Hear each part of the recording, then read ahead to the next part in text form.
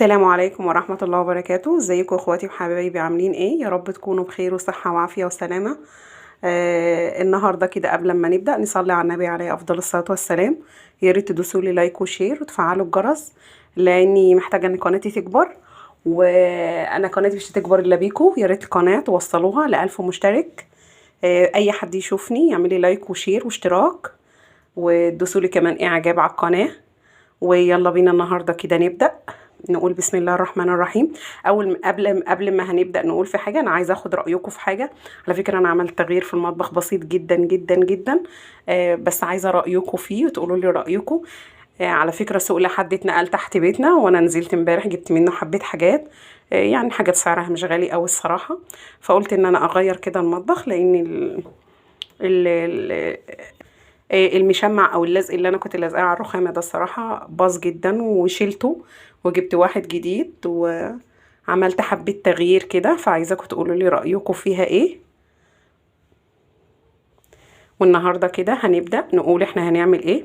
احنا هنعمل الدوناتس، وهنعملها طريقتها خفيفه جدا جدا جدا، والطريقه جميله كمان، واتمنى منكم انكم انتوا تجربوها.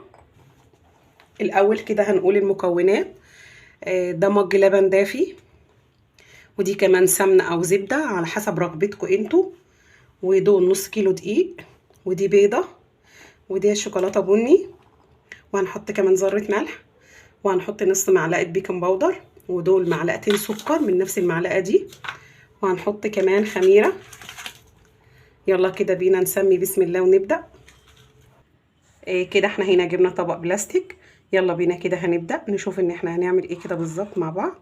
اول حاجة هنحط مج اللبن، ده دافي على فكرة، اللبن كان ساقع وانا دفيته. وهحط كمان ذرة ملح، وهحط معلقتين السكر،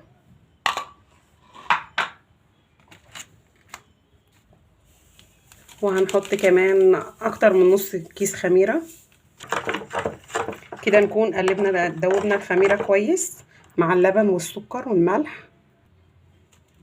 كده كمان هنضيف البيضة. كده بعد ما ضفنا البيضة هنضيف الدقيق. كده هنضيف نص معلقة صغيرة بيكنج باودر.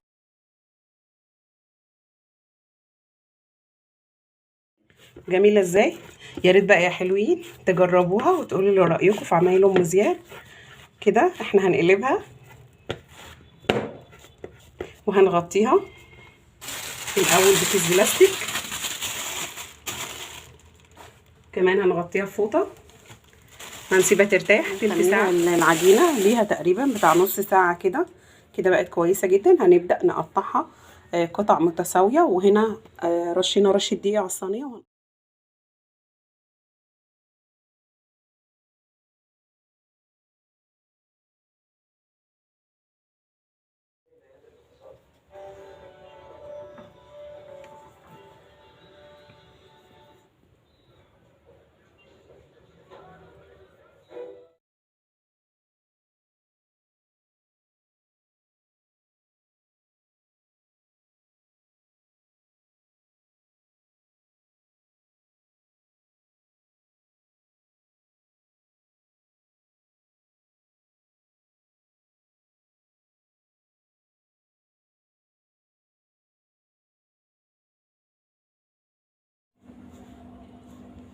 كده حبايبي ده يكون الشكل النهائي، وحاجه اقسم بالله خيال وفوق الخيال كمان، تستاهل بقكم. وهتجربوا الحاجه وتدوقوها من ام زياد وتدعوا لي. وانا عايزه كل اللي اتفرج على القناه يا ريت قرايبكم اهلكم يعملوا لي كمان شير واشتراك. وكل ده اقسم بالله الكميه دي كلها تستاهل بقكم. الكميه دي كلها من نص كيلو دقيق، مش اكتر من كده. حاجات موجوده في كل بيت، وامكانيات سهله جدا ولا فيها اي صعوبه. اتمنى منكم تجربوها. وهنشوف مع بعض، هفتح واحده وهوريكم هي طريه قد ايه. بصوا يا حبايبي، طريه جدا جدا جدا جدا. وسامحوني عشان ايدي جه فيها شوكولاته، لان انا لسه عاملاها دلوقتي. طريه جدا وجميله جدا، وهتدوقوها وتقولوا لي، وهتقولوا فعلا تسلم ايدك يا ام زياد. وهتجربوها هتطلع منكم اجمل من اللي انا عاملاها دي 100 مره. والف هنا وشفا وصحه على قلبكم. السلام عليكم ورحمه الله وبركاته.